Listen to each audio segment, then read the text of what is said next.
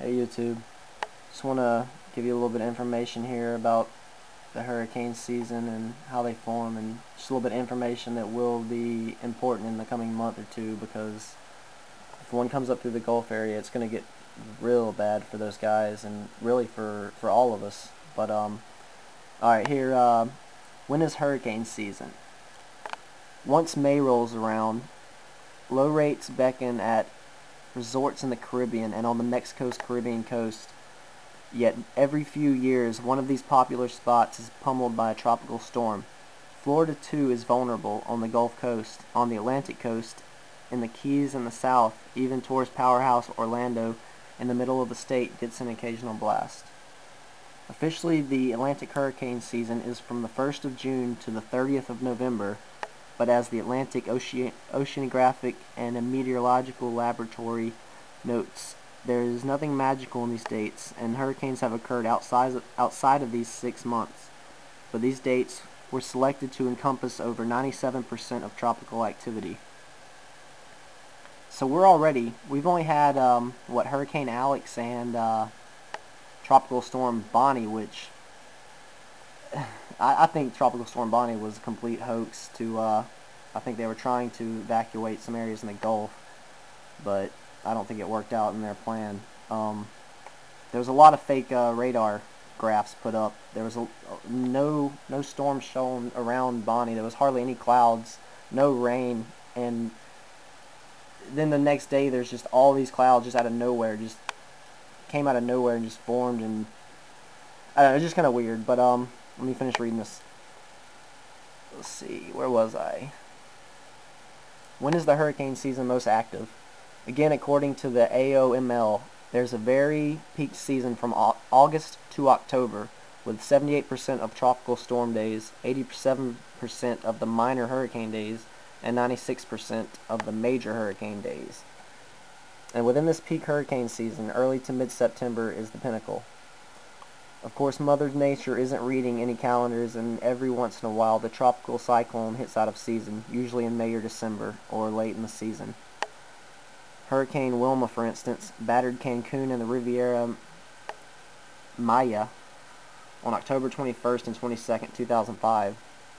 If you've heard this old Mariners poem about the Caribbean hurricanes, June too soon, July stand by, August look out you must, September remember, that has several meanings, October all over. Wilma was a reminder that October can be risky. Alright, let me go to show you how hurricanes form here. Most of you probably know this, but I'm just going to do it anyways. A thunderstorm in the tropics can grow into a massive hurricane under certain conditions. Sometimes several tropical thunderstorms are able to organize, rotating around a central area of low pressure. This is called a tropical depression. If the depression strengthens so that the winds reach at least 39 miles per hour, it is called a tropical storm. And if wind speeds increase to more than 74 miles per hour, it is called a tropical cyclone or a hurricane. A study found that out of 608 possible storms, only 50 developed into tropical storms.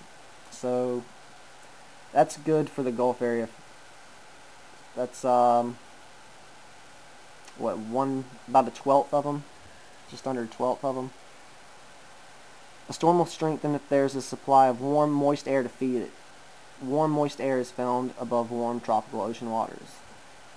And it has, I don't know about all over the rest of the country, but I know here in North Carolina, we've had the hottest summer I can ever remember. It's been upper 90s, even hundreds, pretty much all summer, and we're just about to hit August, and it's supposed to get even hotter, so keep an eye on that, because that means the waters are probably staying warmer, and that means it's easier for hurricanes to form and to become even more powerful, so just keep an eye on that. That might play a key factor.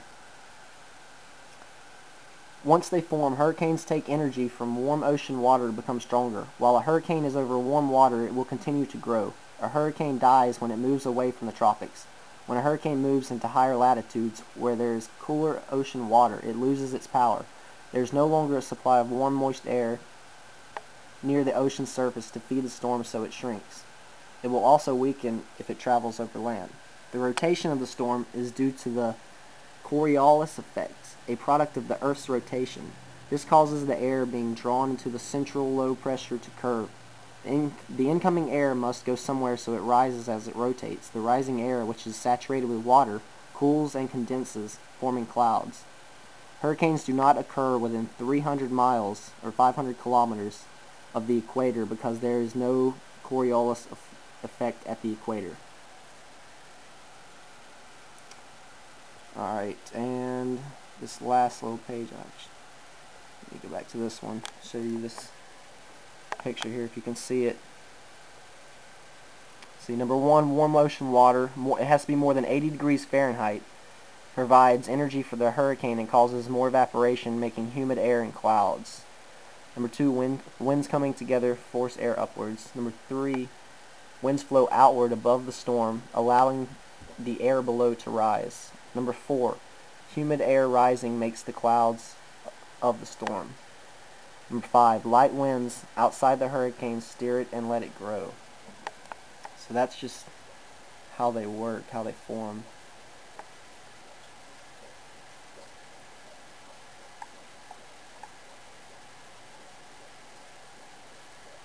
The 2010 hurricane season in the Atlantic Ocean began on June 1st, 2010 and will end November 30th, 2010. Atlantic hurricanes affect the eastern and Gulf coast of the U.S. and Caribbean nations. Those with interest in hurricane-prone areas must heed federal and state advice on preparedness, the season in general, and each specific storm in the season.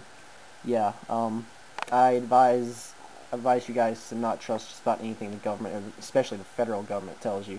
But definitely you want to be prepared for yourselves, but don't trust them. The experts are predicting a busier than usual hurricane season for 2010.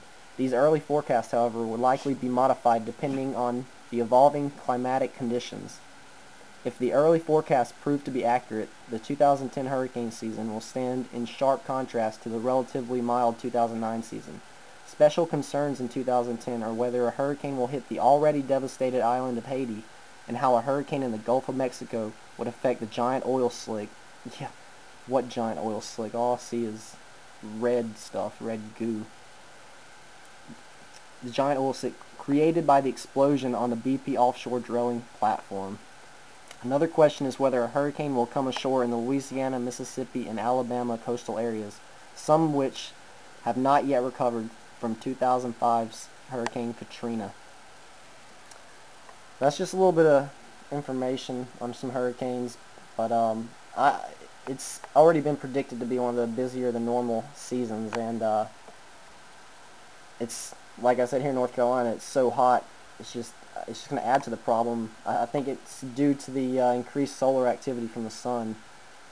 It's just it's not going to be a good season. It's going to get bad. We've got a month or two. Please, if you're in the Gulf region or really close to the Atlantic coast, especially on the south end, be careful. If these storms end up coming over the Gulf and coming up through the land, try to stay away from the rain. Try to stay out of that stuff, because there will be toxic chemicals in the rain. There will be some kind of, it's going to be disease. It's going to get bad, especially if it goes through the bread belt of America. It's just perfect time for the oil spill, and these hurricanes are going to start up strong right when they're trying to, they're already trying to get World War III started. They're over there provoking Iran, and got North Korea threatening us left and right. Heard about another oil spill up in Michigan, a pipe burst or something of that nature. And also a Japanese, one of the largest, if I remember correctly, one of the largest Japanese oil tankers either got sabotaged or attacked. A large explosion happened, but nothing leaked out. But it's just, oil prices are about to skyrocket with the war, with the oil spill, with the chemicals coming up in the rain through the hurricane. It's going to get bad. Just pay attention to the alternative media. Don't pay attention to Fox News and MSNBC and CNN and ABC. Don't trust those channels. They're all run by the government. But please do your own research. Please be alert, and please prepare yourselves, guys. Take care.